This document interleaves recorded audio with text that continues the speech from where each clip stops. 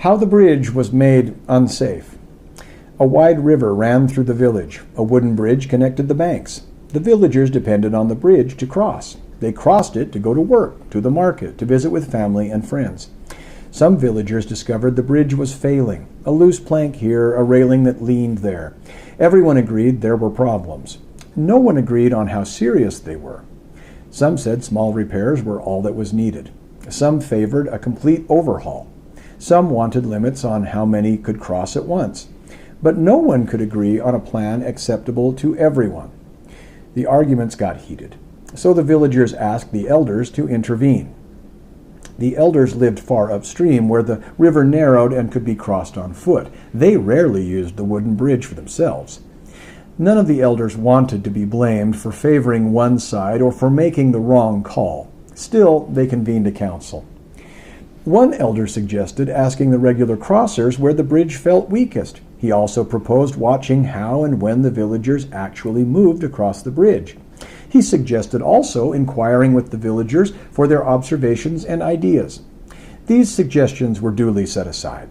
The villagers are too close to the problem, the elders said. They lack the detachment required for objectivity. They are not equipped to assess the risk at their stage. Their accounts would be unreliable. They may contradict one another. They may exaggerate or say what they think we want to hear. Some may lie for self-serving purposes. Involving the villagers would increase conflict. In any event, their voices would complicate and compromise the record. Outside experts were hired. At the table sat engineers, inspectors, insurers, and record keepers. Reports were commissioned. Protocols were followed. Findings were issued. A ferryman arrived. He charged steep fees and ran infrequently across the river, but he operated independently. The elders approved him unanimously. The record was extensive. And the elders closed the bridge. "This is for your safety," the elders said.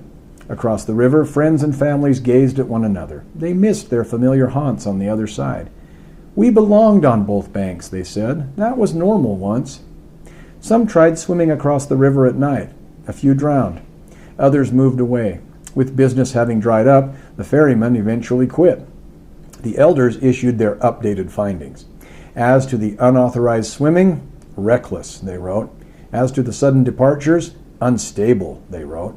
The villagers lacked judgment and foresight. The bridge, they concluded, would never have been safe in such hands. Guards were posted at both ends of a bridge no one used anymore. The record was now even more extensive. Word of the solution spread. Elders in other towns took note.